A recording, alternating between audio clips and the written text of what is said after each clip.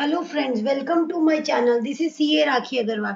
आज का हमारा टॉपिक है related to MSME form 1। MSME form 1 कैसे फाइल किया जाता है और ये क्या होता है, किस लिए फाइल किया जाता है। और एमएसएमई फॉर्म 1 में देयर इज अमेंडमेंट। एमएसएमई 1 में चेंजेस है। ये पहले तो V2 पोर्टल से V3 पोर्टल में आया है। सीए ने आरओसी ने चेंज लाया है विद इफेक्ट्स फ्रॉम 15 जुलाई 2024। ये इफेक्टिव हुआ है with effects from 15 July 2024। MSME से रिलेटेड एक नोटिफिकेशन आया है एमसीए की तरफ से ऑन 15 जुलाई 2024। क्या चेंजेस है एमएसएमई 1 फॉर्म में, आज हम जानेंगे। As per this notification MCA ने क्या चेंज किया है एमएसएमई 1 फॉर्म में। In the specified companies, furnishing of information about payment to micro and small enterprises order 2019 herein after referred to the said order। बोला है provided that in the paragraph 3 the following proviso shall be inserted। क्या proviso insert किया paragraph 3 में of the micro small medium enterprises के paragraph 3 में क्या proviso एक तो insert किया गया है, provided that only those specified companies which are having payment pending to the any micro or small enterprises for more than 45 days from the date of acceptance or for deemed date of acceptance of goods or services under section 9 of the micro small medium enterprises shall furnish the information in MSME form 1। क्या information furnish करेंगे in annexure MSME form 1? The following form shall be substituted. Form को change कर दिया गया है। Annexure में जो MSME 1 में जो एनेक्सर का था उसको सब्सटीट्यूट कर दिया गया है। क्या सब्सटीट्यूशन है? देखिए, ये एमएसएमई फॉर्म है। हम लोग इसमें सिम नंबर डालते हैं, कंपनी का डिटेल्स डालते हैं, email ID, pan number, type of return, period select करते हैं। एज इट इज है, यहाँ तक कोई चेंज नहीं है। यहाँ पे चेंज आ गया है।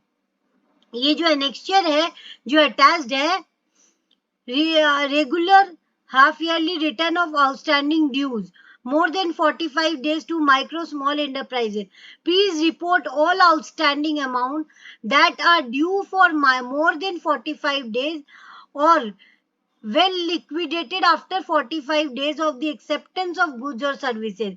मतलब 45 days के अंदर में जो आपने पेमेंट किया है, फिर 45 डेज के बाद में जो पेमेंट किया है, फिर कितना क्लोजर डेट पे कितना 45 डेज से कम का आउटस्टैंडिंग है, 45 डेज से ज्यादा का आउटस्टैंडिंग है, रीजन क्या हुआ डिले पेमेंट का और रीजन क्या है डिले आउटस्टैंडिंग का।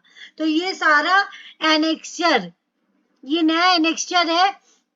इसमें सारी डिटेल्स पेमेंट की, आउटस्टैंडिंग की, more than 45 days, less than 45 days, और reason for payment for more than 45 days और reason for outstanding for more than 45 days, सब रीजन आपको देना पड़ेगा इस फॉर्म के चेंज होने के बाद। मतलब ये फॉर्म चेंज हुआ है विद इफेक्ट्स फ्रॉम 15 जुलाई 2024।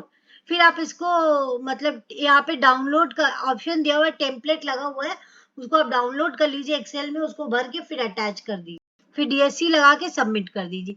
ये नया फॉर्म है, ये चेंजेस है माइक्रो स्मॉल मीडियम एंटरप्राइजेस के एमएसएमई 1 फॉर्म में। और आज हम पूरा एमएसएमई 1 फॉर्म के बारे में जानेंगे अलोंग विद क्या है। आज हम जानेंगे एमएसएमई फॉर्म क्या है।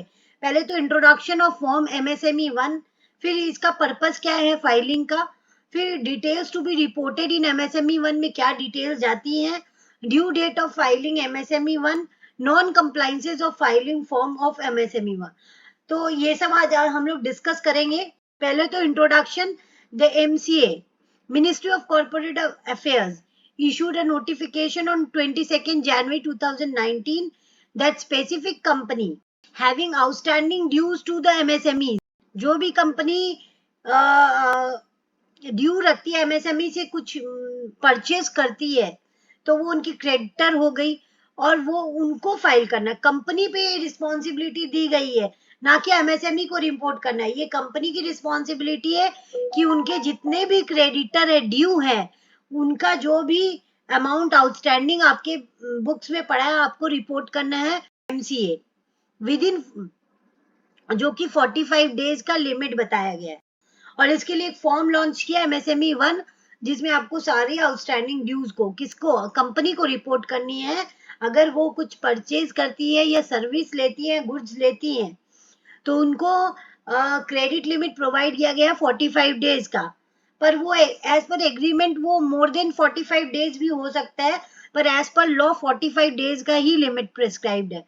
और विदाउट एग्रीमेंट, अगर आपका कोई एग्रीमेंट नहीं है, तो आप 15 डेज का मान के चलिए कि आपको 15 डेज के अंदर में पेमेंट कर देना है MSMEs को। नहीं तो आपको रिपोर्ट करना पड़ेगा ROC में, अगर आपका आउटस्टैंडिंग ड्यूज है in the form MSME 1 with the ROC. Company needs to identify if their suppliers are registered or not under the MSME Act. फिर आप जिससे माल ले रहे हो, आपको ये देखना है कि वो MSME है कि नहीं, उनका रजिस्ट्रेशन लेना है, या उद्यम पोर्टल में जाके भी आप देख सकते हो। तो कंपनी नीड्स टू आइडेंटिफाई, पहले आप आइडेंटिफाई कर लीजिए कौन कंपनी जो परचेज कर रहा है या सर्विस या गुड्स, नीड्स टू आइडेंटिफाई कि उनका जो सप्लायर है वो रजिस्टर्ड और अंडर द MSME एक्ट में है कि नहीं। When the suppliers are registered under the MSME act and there are outstanding, तब उनका आउटस्टैंडिंग होगा due by the company to the MSME supplier, it must file form MSME 1। MSMEs को ये benefit दिया गया है कि उनका पेमेंट 45 डेज के अंदर नहीं आता है, तो जो बायर है उन इनकम टैक्स में इस बार एक अमेंडमेंट आया है कि अगर बायर पे जो पेमेंट नहीं करेगा उसको डिसअलाउड हो जाता है अंडर सेक्शन 43BH में। Who should file form MSME 1? कौन फाइल करेगा MSME 1? Specified company should file form MSME 1 when payment are due to MSME for more than 45 days। अगर आपका आउटस्टैंडिंग पड़ा है more than 45 days, company file करेगी ये form MSME 1 from the day of acceptance of the service or goods along with the reason for its delay। अगर 45 days से ज्यादा हो जाता, आप पेमेंट नहीं करते, तो आपको फॉर्म MSME 1 में रिपोर्ट करना पड़ेगा ROC को कि आपको डिले किस लिए हुआ, reason for delay. Specified companies include all companies. Specified companies में सभी कंपनीज आ जाती है, OPC, large company, small companies. अगर ये MSMEs है, MSME से परचेज कर रही है, तभी भी एक ये फॉर्म भरना पड़ेगा जो बायर है उसको। That have obtain a goods और सर्विसेज, अगर आपने कुछ ऑब्टेन किया है गुड्स या सर्विसेज फ्रॉम MSME, तो उनको ये फॉर्म भरना पड़ेगा MSME 1। और जो कि पेमेंट जिनका where the payment to MSME exceed, अगर आपका 45 डेज टाइम लिमिट आपने एक्सीड कर दिया है from the date of the acceptance और deemed acceptance of the goods और सर्विसेज। अगर आपने डेट ऑफ एक्सेप्टेंस मीन्स जिस दिन आपने इनवॉइस जनरेट किया है और एक्सेप्ट किया है गुड्स या सर्विसेज। पर्पस ऑफ फाइलिंग क्या है MSME 1 का, गवर्नमेंट का, ROC का पर्पस क्या है कि MSME 1 फॉर्म फाइल कीजिए। पहला पर्पस ये है कि टाइमली पेमेंट हो। इकोनॉमी में जैसे कि आपका 45 डेज क्रेडिट लिमिट है, तो स्मॉल और मीडियम एंटरप्राइजेस को कैश चाहिए होता है in order to regulate their business.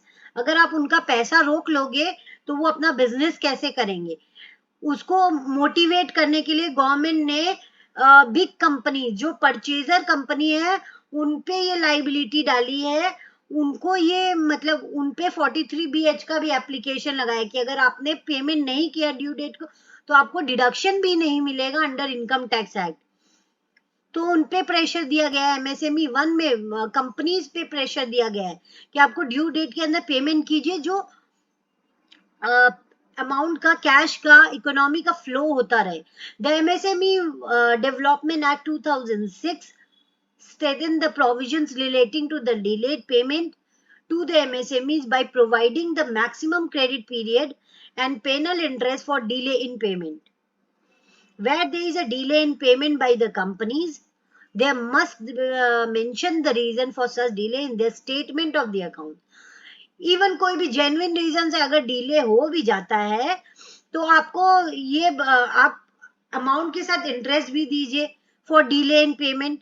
अगर डिले होता है तो उसका रीजन भी बताना पड़ेगा इन द स्टेटमेंट कि आपने किस लिए डिले किया, इसीलिए ये फॉर्म एमएसएमई 1 भरना जरूरी है कंपनीज को। Section 15 of the MSME D act states that where the supplier renders services or supply goods to the buyer should make payment on or before the agreed date. Agreed date means as per the invoice credit period between them and the suppliers. Where there is a no agreed date, मतलब एक credit period, अगर आपका 60 days का credit period है तो as per law आपको 45 days ही allowed होगा। लेकिन कोई अगर आपने एग्रीमेंट नहीं किया है between the buyer and seller, there is no agreement, तो मान लीजिए कि 15 डेज ही as per the MSME act section 15 बोलता है कि 15 डेज का ही क्रेडिट पीरियड मानेंगे। When there is no agreed date for payment between the MSME suppliers and buyers, the buyer must make payment before the appointed date. Appointed date means 15 days from the date of acceptance as per section 15 of the MSME Act. Section 15 also states that the period of credit granted by the seller should not exceed 45 days. Section 15 ये भी बोलता है कि अगर आप का 60 days का contract है और पर हम लोग तो 45 डेज से ज्यादा नहीं दे सकते credit period from the date of acceptance और date of deemed acceptance. To strengthen this provision further the MCA introduce form MSME 1। इसीलिए इस क्रेडिट पीरियड को रेगुलेट करने के लिए आरओसी ने एक फॉर्म लाया एमएसएमई 1 की सही में 45 डेज के अंदर में लोग पेमेंट कर रहे हैं या विदाउट एग्रीमेंट है तो 15 डेज का सेक्शन 15 को फॉलो कर रहे हैं कि नहीं। इसीलिए फॉर्म एमएसएमई 1 में तो आरओसी उससे कैलकुलेट कर लेता है कि आप सही में टाइमली पेमेंट कर रहे हो कि नहीं, इसीलिए ये फॉर्म को इंट्रोड्यूस किया गया है MSME 1। Every company that has obtained service of goods from MSME suppliers and has outstanding payment for more than 45 days must disclose it to the ROC by filing the form MSME 1 return. MSME 1 is a half yearly return. ये आपको साल में 2 बार भरना पड़ता है, half yearly return भरना पड़ता है। हाफ ईयरली मीन्स आप अप्रैल से लेके सितंबर का एक रिटर्न जाता है अक्टूबर में, और अक्टूबर से लेके मार्च तक का एक रिटर्न जाता है जो कि अप्रैल में जाता है। तो ये 2 रिटर्न जाते हैं। MSME 1 is a half yearly return that the specified company needs to file regarding the outstanding payment to the MSME. In this manner, the ROC can keep track of the companies, वो track रखती है companies पे that have outstanding dues towards MSMEs and MSME suppliers who need to receive the payment. Due date of for filing MSME 1, क्या due date है MSME 1 file करने की return को? MSME 1 is a half yearly return that the specified companies must file with the MCA. ROC में file करना पड़ता है ये रिटर्न, एक हाफ ईयरली रिटर्न है। Below are the due dates for filing the form MSME 1। क्या due date है?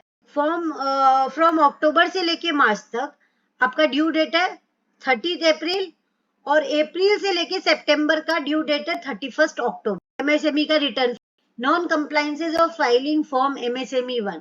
Non compliances with filing MSME 1 by the specified companies, ये पेनल्टी लगेगी कंपनीज पे, मींस बायर पे लगेगी। Will attract a penalty under section 405(4) of the companies act 2013 as per section 405(4) of if any company, अगर कोई भी company fails to file MSME 1, अगर उन्होंने MSME 1 का फॉर्म नहीं फाइल किया, fails to file MSME 1, the company and every officer in default will be liable to a penalty of rupees 20,000. उन पे 20,000 की पेनल्टी लग जाएगी।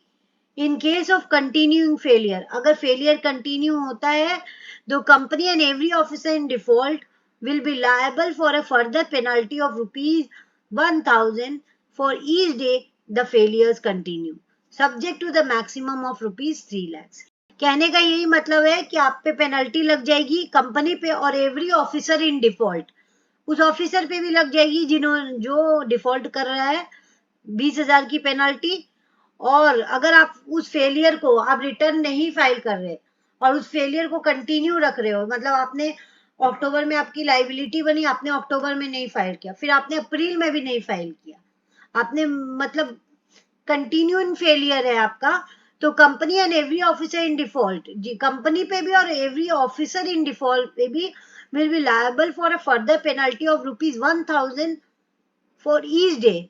जितना दिन आपने फेलियर कंटिन्यू किया, मतलब जितने दिन का आपका फ्रॉम द ड्यू डेट, आपका ड्यू डेट था अक्टूबर का, आपने अक्टूबर से 1000 करके पर डे करके कैलकुलेट होगा, जितने दिन आप जब आपने रिटर्न फाइल किया उतने दिन तक, या subject to the maximum of 3 lakhs।